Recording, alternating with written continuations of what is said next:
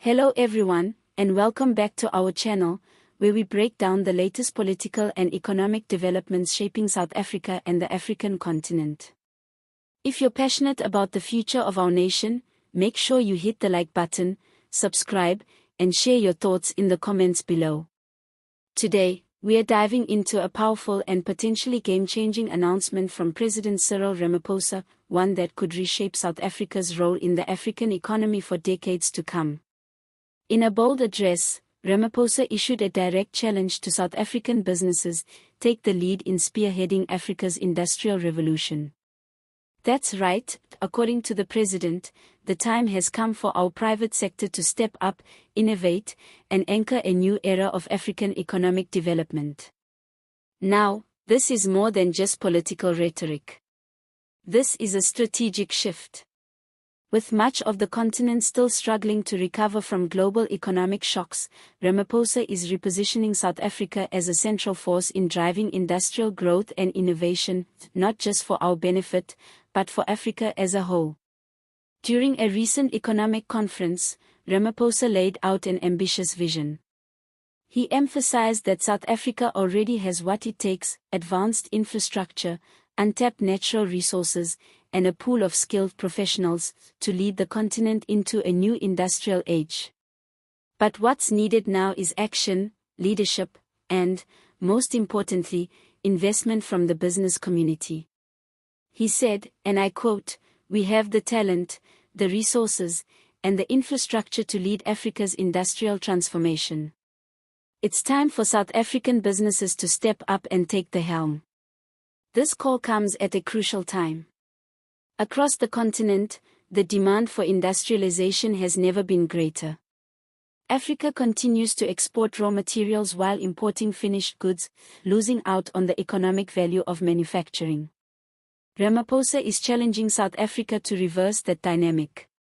He's urging companies to invest in manufacturing, renewable energy, skills development, and technology to build a sustainable, locally driven industrial base.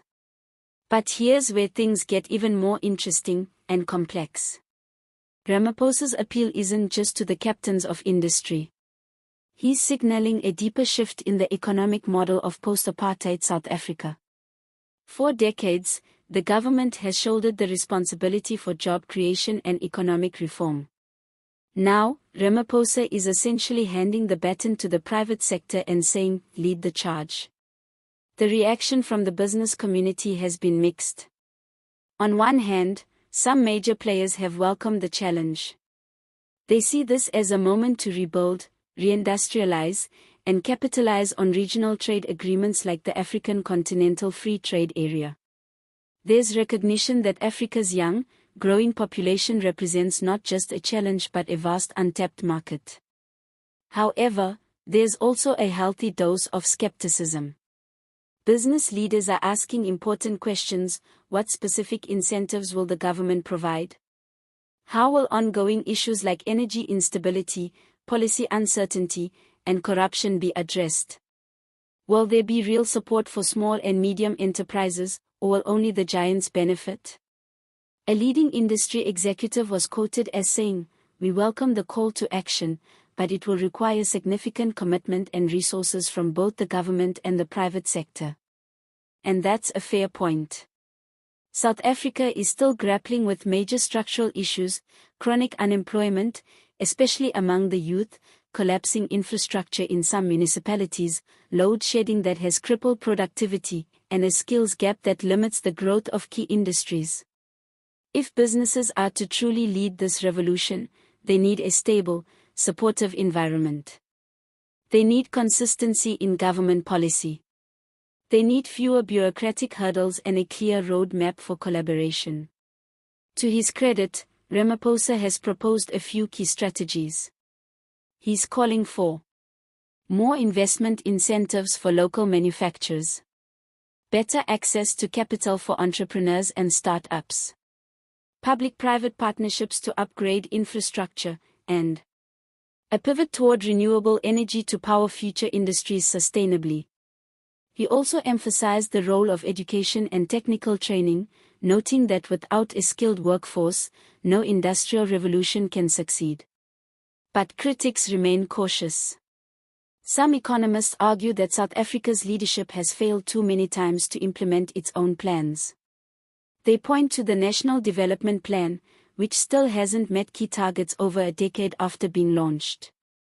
Others warn that unless corruption is rooted out and Eskom's woes resolved, the vision could collapse under the weight of reality.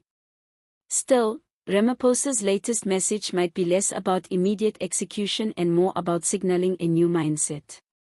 It's about saying to South African business, stop waiting for the state to do everything. Step in. Take initiative. Think big, not just for profit, but for national progress. And this approach, if successful, could place South Africa in a commanding position across Africa. The continent is entering a critical phase. Global powers like China, the US, and the EU are investing heavily in African infrastructure and supply chains. If South Africa doesn't lead, others will. Ramaphosa's call, then, is not just patriotic, it's strategic. In closing, this moment could mark a turning point.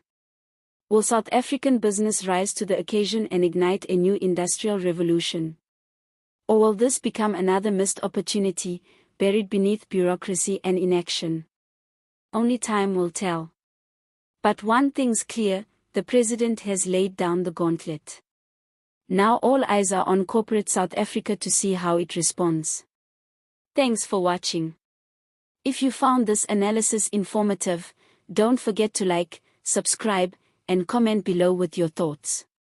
Should businesses take the lead in South Africa's future? Or is the government still responsible for driving growth? Let us know what you think. See you next time.